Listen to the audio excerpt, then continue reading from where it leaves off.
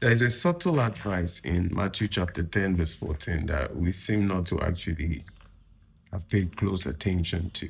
The Bible said there, if anyone will not welcome you or listen to your word, leave that home or town and shake the dust off your feet. In other words, move on. Shaking the dust off your feet is hypothetical. It's not literally shaking the dust off your feet.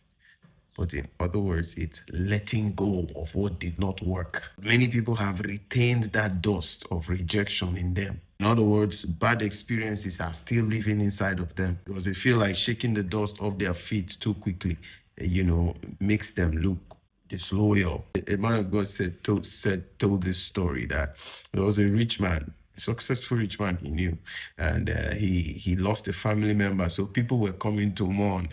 And just after 2 weeks, he locked the gate that nobody should come here and cry again. This matter is over. People saw him as insensitive. Well, the man is very successful.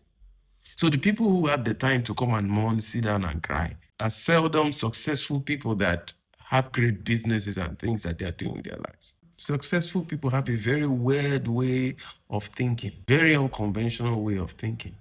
Like someone breaks your heart today, 2 weeks later, you've moved on into another relationship, and then everyone is judging you.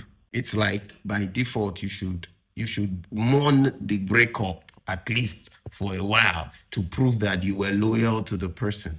So your proof of love is to remain lonely and cry your eyes out because you were in a loving relationship. I remember a friend of mine, a great man of God that I respect so much. He lost his wife. A few months later, he was already remarried. People were judging the hell out of him. And he just said to me, son, listen, I'd rather be right before God than be right in the eyes of man. Man, that shifted my mind. Jeez. He said, because most times we're trying hard to be right in the eyes of man, but behind the scenes, secretively, you are sleeping around. You are having those, you're fornicating. Like people want you to carry the pain so that you can prove a point that you really loved the person that you lost or that you broke up with. They want to help you keep track of the dust. Hey, that guy, he was a good guy. What happened?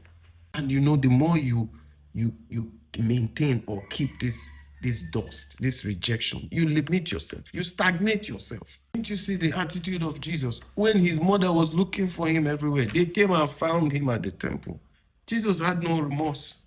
It's like, I'm all about my father's business. In other words, just move on. And you can see more statements that followed suit, even in Luke chapter 14, verse 26. Jesus said, if anyone comes to me and